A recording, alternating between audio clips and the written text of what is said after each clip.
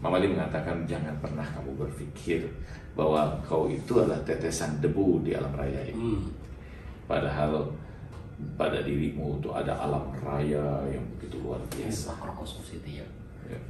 Seluruh penyakit itu ada pada dirimu dan seluruh obatnya juga ada di dalam diri.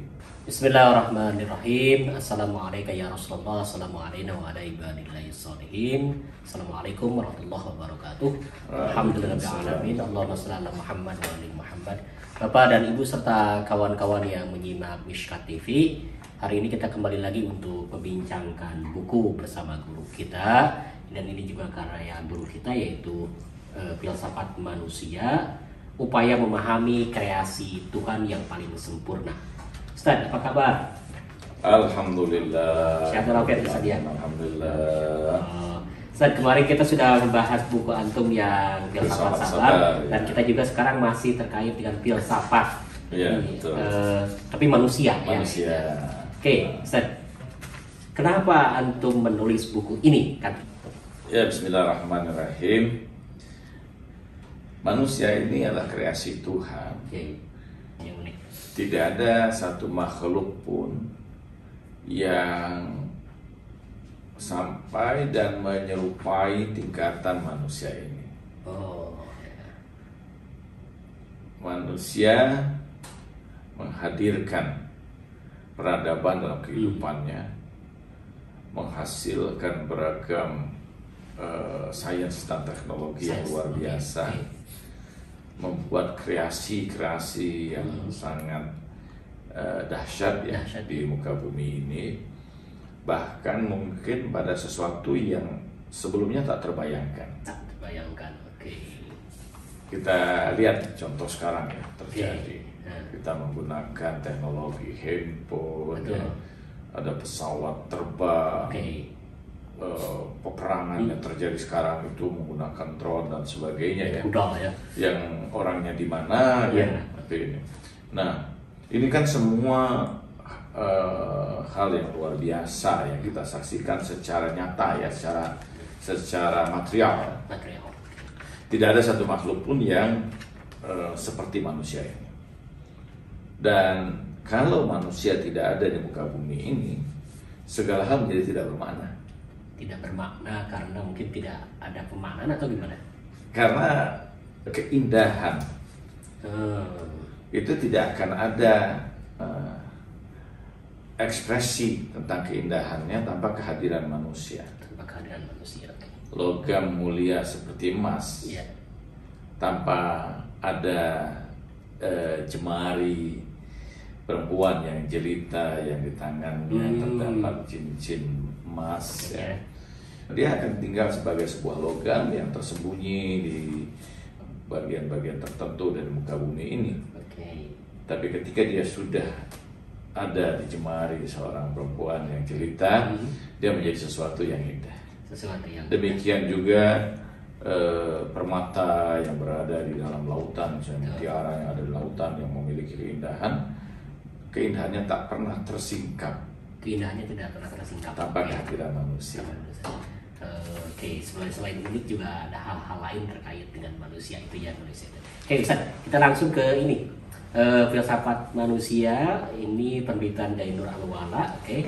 Kalau tidak salah saya baca lihat di sini itu katanya ini bagian dari buku mata kuliah ya, atau daras ya, ya.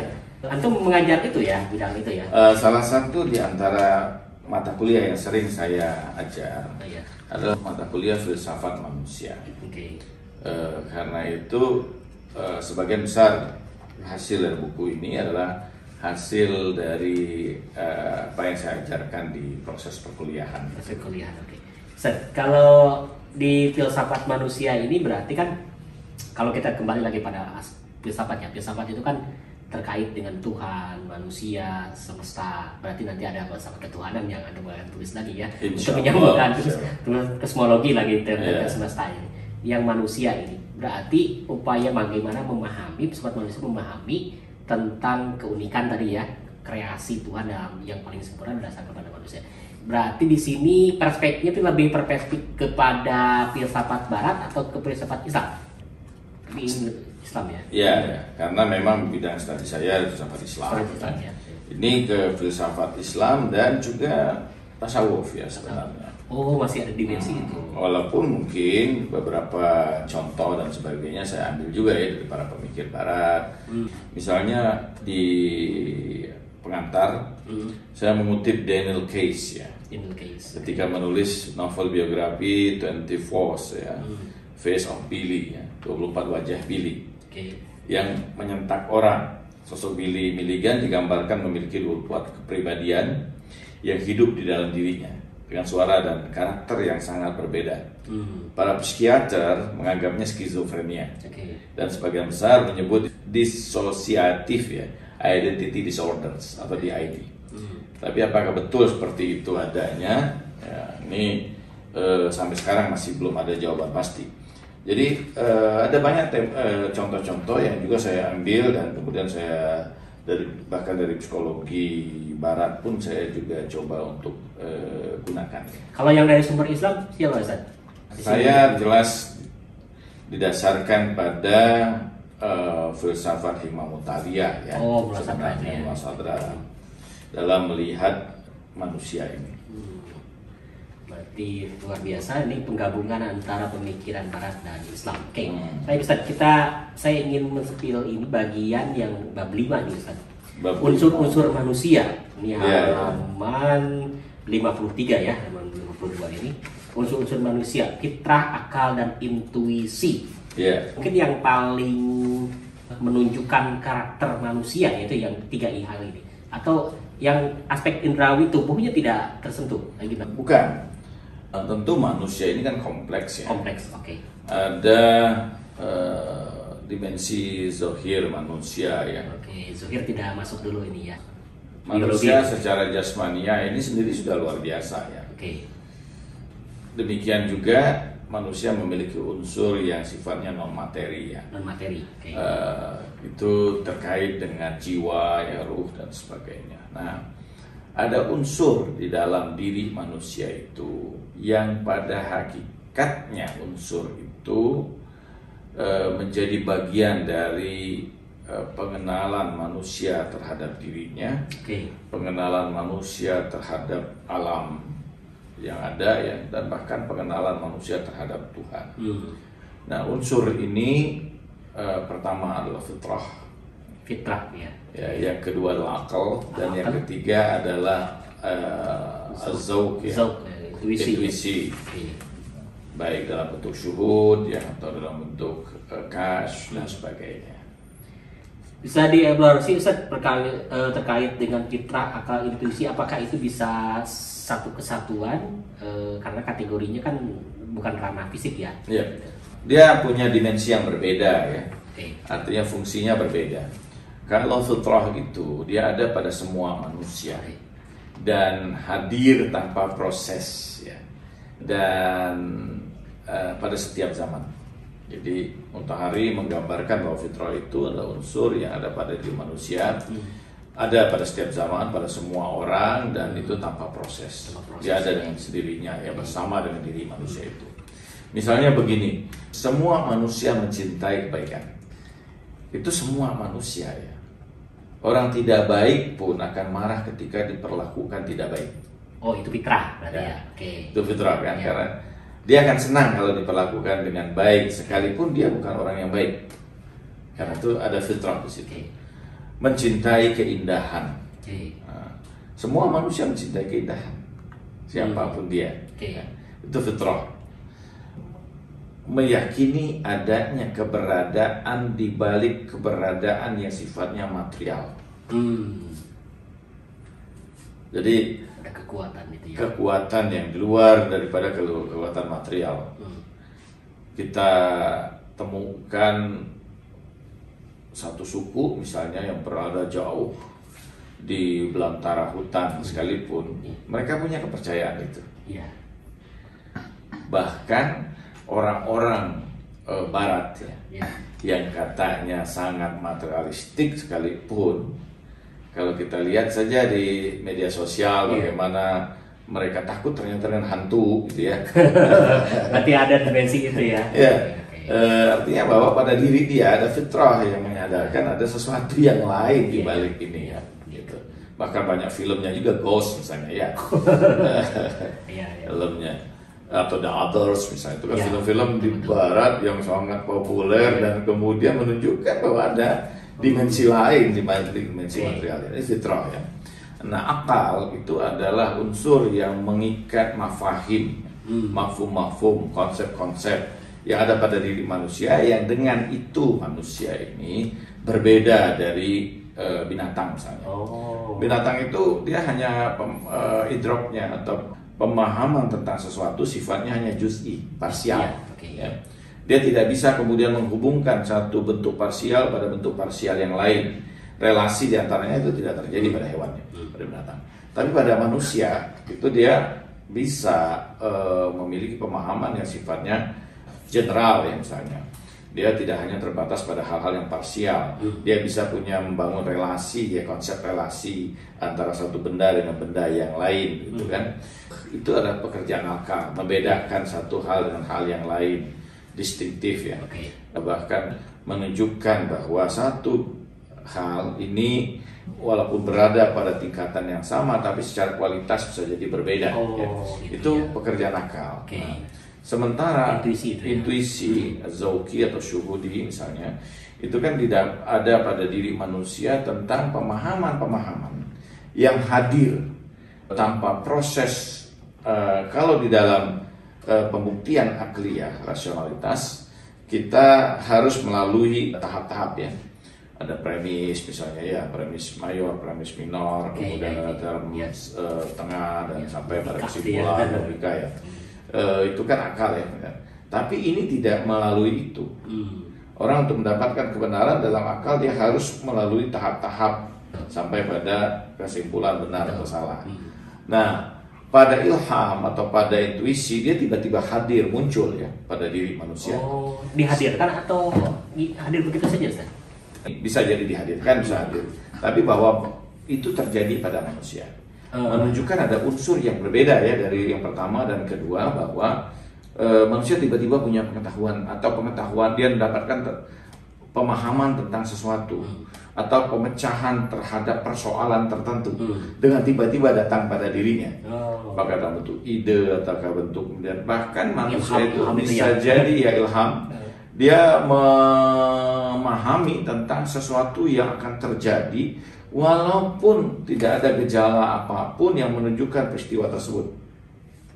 Tiba-tiba dia tersingkap menyaksikan satu peristiwa dan sebagainya ya. Sehingga ada banyak orang yang kemudian bisa bicara bahwa pada suatu saat akan terjadi seperti ini dan sebagainya. Nah, ini kan sesuatu yang di luar daripada fitrah maupun akal. Artinya pada diri manusia itu ada unsur ketiga, yang disebut intuitif atau zauki ini. Itu berarti sudah ranah tasawuf ya. Iya, tapi secara ini ada pada semua manusia ya. Misalnya orang mimpi gitu kan. Mungkin seorang yang tidak, sekalipun walaupun berbeda ya, orang yang sudah sedemikian berusaha membersihkan diri, melakukan perjalanan rohani tentu akan luar biasa. Tapi secara umum bahwa manusia kadang-kadang misalnya bermimpi. Mimpi itu kan bukan sesuatu hasil proses berpikir dia. Dan di dalam mimpi itu misalnya ada berita tentang sesuatu gitu, atau penyaksian sesuatu yang ternyata kita dapati misalnya kehidupan kita itu benar. Ya. Tidak semua juga salah ya, tapi bukan semua mimpi itu salah, tapi menunjukkan bukti bahwa ada mimpi yang benar. Oke. Ustaz, ini kembali lagi pada buku nih. Saya melihat di daftar isi ini, manusia dalam konsepsi agama, kemudian juga manusia dalam tasawuf. Beda nggak, Ustaz? Beda. Apa bedanya? Beda. Pertama, dalam konteks agama, tentu misalnya agama menggambarkan manusia satu proses penciptaannya, ya. Kemudian perannya dalam kehidupan ini. Jadi kalau misalnya kita lihat Islam khalifah sebagai khalifah itu ya. Kemudian manusia yang dibebani tanggung jawab, taklif ya, tugas-tugas, karakter yang harus dimiliki manusia, pertanggungjawaban nanti di akhirat pada diri manusia ya. Itu penggambaran agama. Tetapi pada konteks tasawuf lebih dalam dari sekedar pembicaraan itu. Gimana? Tasawuf mengelaborasi manusia sebagai citra Tuhan. Citra Tuhan. Ya. Dia merupakan dalam hadis misalnya dikenal hadis wa khalaqa Adam ala suratihi misalnya ya. Tuhan menciptakan mengkreasi Adam itu dalam rupa dalam citra Tuhan. Ya. Nah, jadi tasawuf memandang manusia ini sebagai tajalli yang paling sempurna dari Tuhan. Nah, dalam konteks makhluk ya. Jadi seluruh nama, seluruh sifat yang ada pada Tuhan itu Tuhan limpahkan pada makhluknya, pada manusia ini. Dan hanya manusia yang mampu mencapai kesempurnaannya. Ya. Dan untuk mencapai kesempurnaan manusia ini dia memerlukan proses, baik secara fisik maupun secara rohani. Dan dalam realitas misalnya memandang antara manusia dengan alam semesta, tasawuf menggambarkan bahwa keduanya ini sebenarnya adalah hal yang sama. Bahwa yang satu adalah alam shaghir, mikrokosmos, dan yang lain adalah alamul kabir, makrokosmos. Apa yang ada pada makrokosmos ini ada pada mikrokosmos. Atau apa yang ada pada mikrokosmos itu ada pada makrokosmos ya. Pada makrokosmos dia terpisah satu dengan yang lain. Pada mikrokosmos dia tergabung dalam satu diri.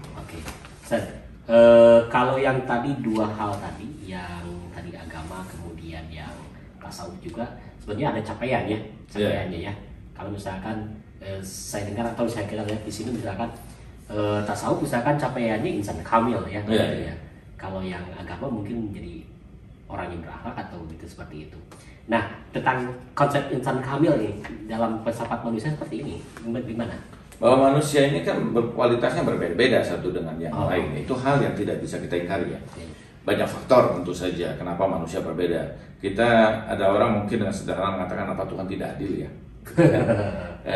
Tetapi sebenarnya bahwa itu justru gambaran keadilan Tuhan ya. Bahwa banyak hal berpengaruh pada proses kehidupan ini. Jadi pengaruh itu baik itu pengaruh secara genetik ya, tentu saja itu berpengaruh antara orang tuanya kepada anaknya, baik dalam rupa, dalam bentuk fisiknya, dalam kecenderungannya dan seterusnya ya.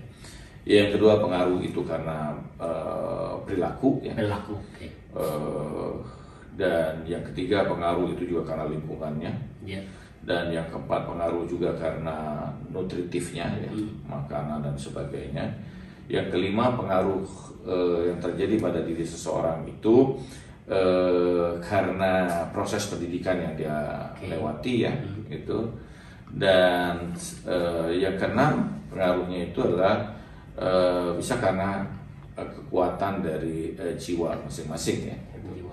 Nah ini kan mempengaruhi seluruh hal dalam kehidupan manusia. Jadi karena itu bahwa manusia ini secara alamiah karena beragam pengaruh itu menyebabkan manusia berbeda satu dengan yang lain, baik dari konteks fisik maupun konteks dia sifatnya ruhaninya atau nafsaninya ya. Nah orang yang mungkin dalam kesempurnaan dalam ini yang betul-betul berada pada tingkat kualitas yang baik, dia akan mencapai kesempurnaan ini. Sempurnaan sebagai manusia ya. Itulah para nabi, para rasul, kemudian para wali Allah ya, para ahlul bait alaihi salatu wassalam. Mereka adalah manusia-manusia yang berhasil mencapai hakikat kesempurnaan sebagai manusia. Jadi kalau kita ingin menjadi insan kamil itu melihat mereka ya. Iya betul. Terus kalau yang dari dua, kan manusia terdiri dari dua bentuk ya, bentuk jasad sama fisik, jasad sama ruhnya itu. Yang sebetulnya yang hakikat manusianya itu yang ruhnya atau fisiknya? Hakikat manusia itu dia tidak terlepas dari kedua unsur. Dua-duanya itu harus masuk ya. Nah, sekalipun ini kita harus sadari ya bahwa kalau dalam konsep muhasadara ya, bahwa fisik manusia ini berubah, mengalami perubahan. Perubahan itu baik karena bersifat material. Kita lihat saja foto kita 15 tahun Oh iya benar. dengan Ya. foto kita Ya, sekarang kelihatan unyu-unyunya. pasti terlihat berbeda, Betul. menunjukkan ada perubahan ya pada Betul. fisik manusia. Demikian juga secara rohani dia berubah. Ya. Oke. Bahwa manusia ini, misalnya begini, saya berikan contoh. Ketika kita mimpi, pada mimpi itu kita punya fisiknya. Imajinasi aja ya.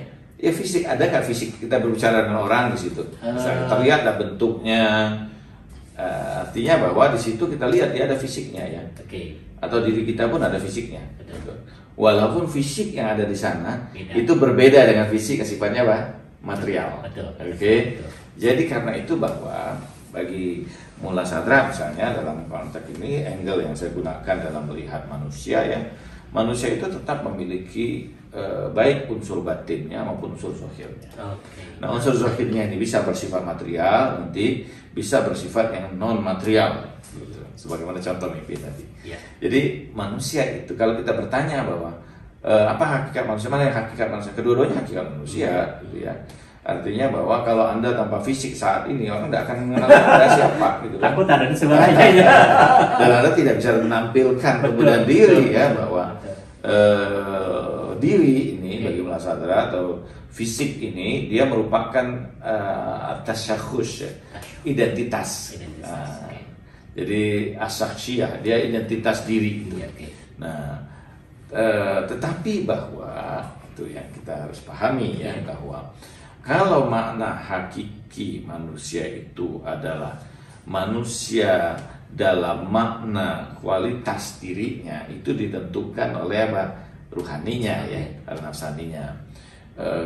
Jadi kalau kita menyebut dia pintar sebenarnya bukan karena fisiknya kan, karena kemampuan yang dia miliki secara nafsaninya. Atau kita menyebutnya dia orang yang soleh bukan karena fisiknya, ya kan? Fisik bisa saja menipu, ada orang yang punya jago, kan? Tapi kelakuannya nanti. Ya belum tentu dia orang baik juga. Ini kan ini ya fisik, tapi nah dan tetap pada tingkat kalau kita memaknai hakiki dalam makna yang seperti itu ya, makna bahwa batin manusia atau jiwa manusia itu itulah yang paling hakiki ya.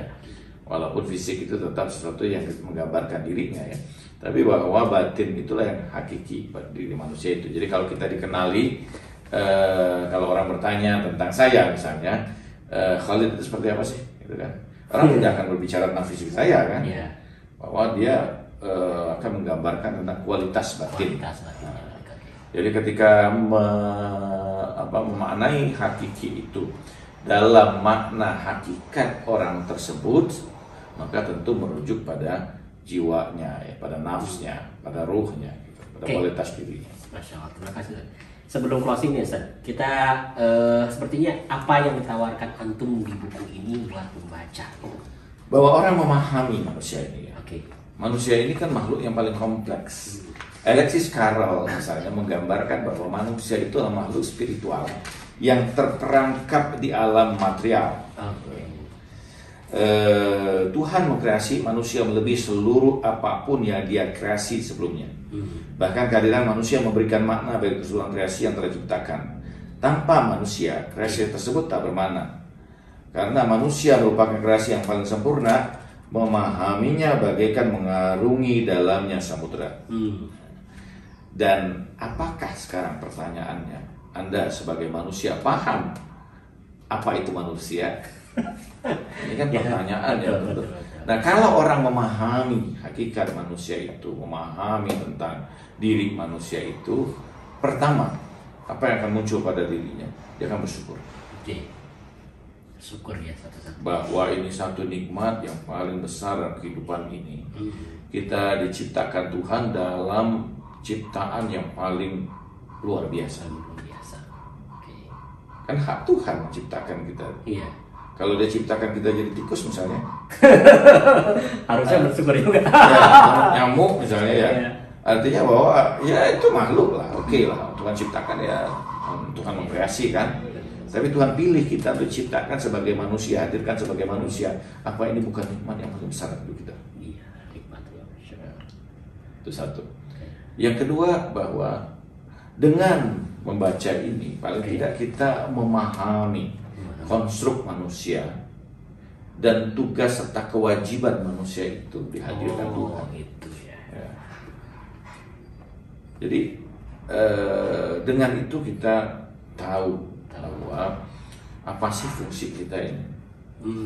Kita melihat bahwa begitu banyak Tuhan ciptakan manusia ini di muka bumi ini. Buat apa ya? Ngapain? Terus kehadiran kita itu untuk apa? Betul. Ya kan? Dan Tuhan tidak akan melakukan sesuatu yang sia-sia. Betul.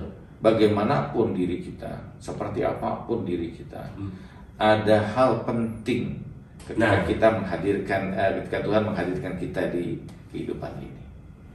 Oke, apa itu yang pentingnya?